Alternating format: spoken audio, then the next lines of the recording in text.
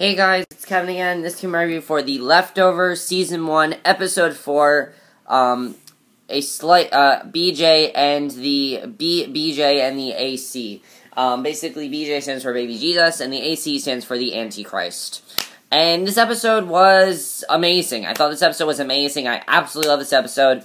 Best episode of the season by far. I really was into this episode. I thought this episode was definitely very good. I really enjoyed it. Overall, there was a lot of really great stuff that happened in this episode. Especially the main plot of the episode. The main plot was definitely very interesting. And the episode actually took place on Christmas Day. I mean, I understand why they did that, because the episode, had to be weird, but they could have at least aired the show in the fall. They could have. Because, having a Christmas episode is a little unseasonal, and it's July, but I guess Christmas in July, whatever. Basically, though, the main plot of this episode, though, had to do with this baby Jesus being stolen. And the town center is decorated, and the manager is filled with a baby doll to stand in for Jesus. And, basically, Kevin really wants to try to track down who stole the baby Jesus. He talks to Jill about it, and Jill tells him, oh, I don't think it's that big of a deal, and he wants to possibly replace the baby Jesus, and she said that would be a horrible idea. And it doesn't take long for us to figure out that the person that actually stole the baby Jesus was Jill. The teenagers actually stole the baby Jesus, and basically what they're gonna do is, they're about to, they stole that baby Jesus, pretty much, and basically,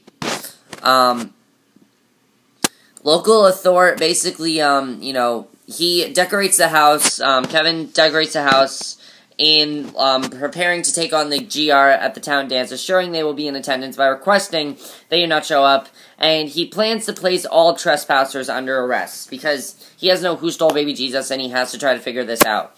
So aside from his ongoing mission to dismantle the GR, he's tasked with the mission to gain support of his town by replacing the stolen baby.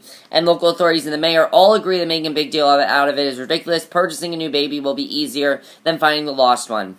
And he knows that Jill took the baby and refuses to purchase another, and Jill may not be the person she portrays, but even Amy is turned off by her sudden twist for destruction. Basically, not only do they steal the baby doll, they take it up for a night of debauchery, and Jill actually sends it off into the river, doused in lighter fluid, but fails to carry out pulling the trigger on the flaming Nerf bullet, because she didn't feel that was the right thing to do, so she ended up not going through with that. However, she did still steal the baby, so I thought that was pretty crazy, actually. So Laurie and Meg, then we get probably the most surprising scene of the episode, because Laurie and Meg decide to pay Kevin a visit at home. Basically, he also, by the way, thinks the Frost twins are the one that took the baby, and basically, so he thinks the Frost twins are taking the baby. He really does not want to listen to Laurie and Meg right now, but he decides to.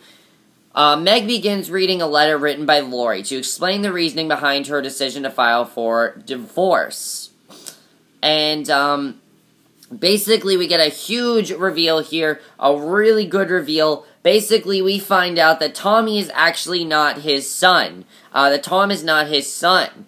Tom is actually, Tom is not actually his son. Tom is, actually just, he's not his son. So I thought that was definitely very interesting. Definitely, that was very big. And I was not expecting that at all. I thought that was definitely, huge, actually. I thought that was definitely very surprising, and I didn't expect it. So yeah, that was definitely very surprising. That was definitely very interesting. Now, the other thing so I'll talk about that in a second, but the other thing to say is basically that, Kevin, hears the news, he heard the news about the baby Jesus and everything, and he basically decides to. He pulls in Patty, the leader of the GR, offers her water, coffee, and Drano, and he would really prefer her to take the third offer. But Patty, thanks to the whole vow of silence, but Patty, of course, doesn't say a word because she can't talk because of the stupid GR rule. So Kevin warns Patty that he's going to arrest her people even if they think about going near the high school where the dance will take place. And basically, what ends up happening is he pulls over Jill's friends, those random twins, and basically that's when Laurie and Meg show up, and Meg is still in training GR stage and allowed to talk, and Laurie has not spoken one word on the show, and, she has not said one word, and Kevin really wants her to speak, Basically, Meg explains what she's doing. They're giving Kevin divorce paper, and basically we find out that Laurie's filing for divorce, and Kevin flips out because Meg is sending us him and Laurie's not, and he's just like, look, you have a problem, say it to me, fucking say it, that's what he said, and, he basically tells her to, Meg is trying to read a letter, he tells her to shut the fuck up, and basically, the biggest thing probably is that Kevin is Tom's stepfather. That was definitely a huge thing right there. Now, despite the fact that Kevin was a good husband, Laurie thinks she's too broken to live a normal life, so she's sticking with the cult. He then starts screaming at Laurie to explain herself further, and that he won't sign a thing until she speaks up. Jill takes the opportunity to come home. Kevin immediately clams up, and while Jill stares at the scene, she walks over to the Christmas tree where she has placed a small present. She hands it to her mother and walks out of the room, and the present she gave her was this lighter, basically.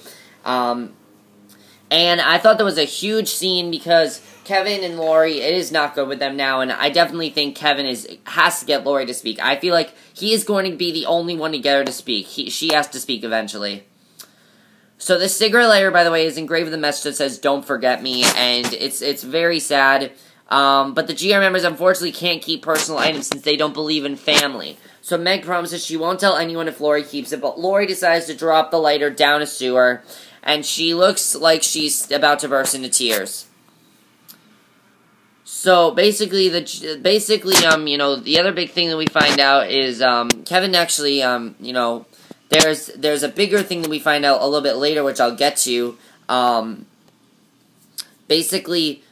Kevin missed the opportunity to arrest all of the GR because he's at the dance along with the rest of the town, and someone left the baby Jesus doll on his doorstep, and he wants to show his case-solving skills, but no one at the dance really seems to care, and Kevin walks out pretty dejected, but he then runs into Nora, the woman who lost her entire family in the departure, and she's slumped down by the lockers outside the dance, but brightens slightly when Kevin walks up, and she says, "What's with the baby?" And that sets off a few minutes of flirtation. So we kind of see a little chemistry between Nora and Kevin, and we kind of see a little chemistry between them.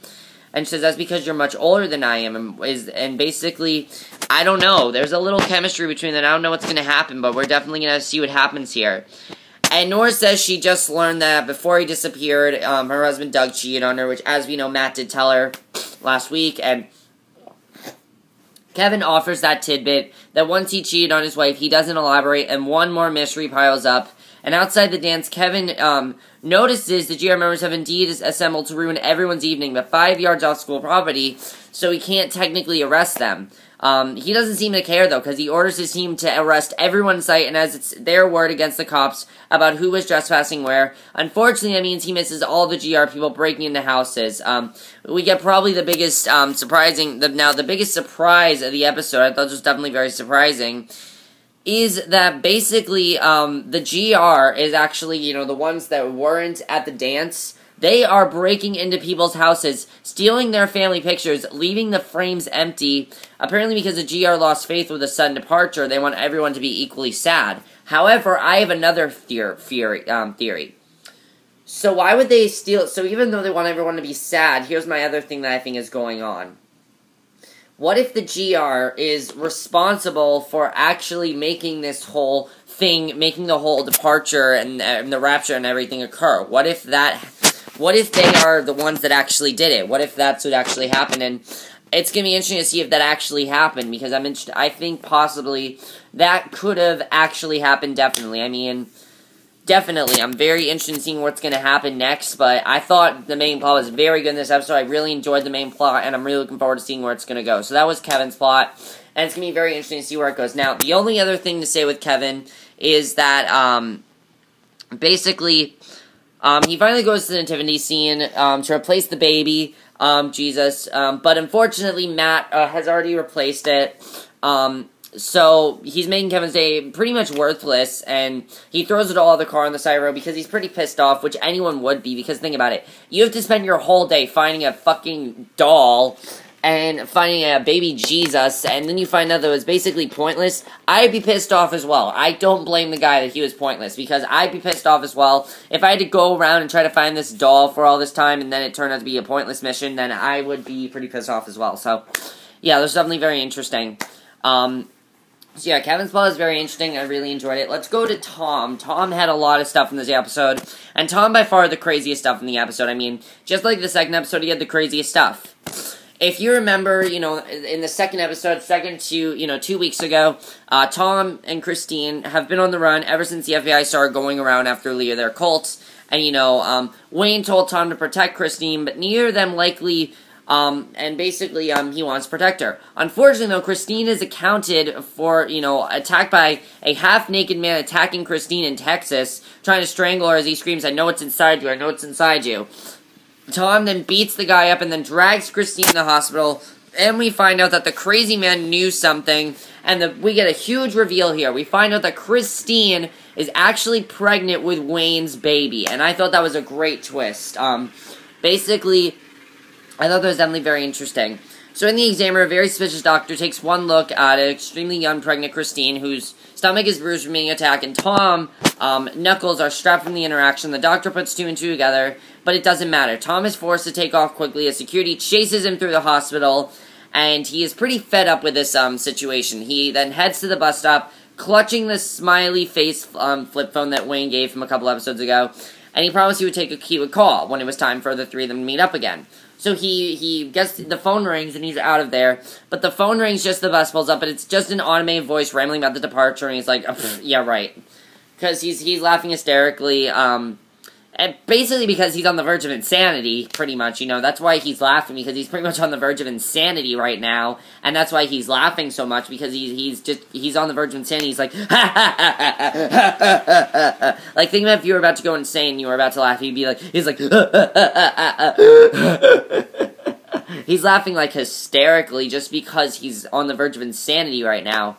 And then he basically comes up with a new plan, which is join a new cult.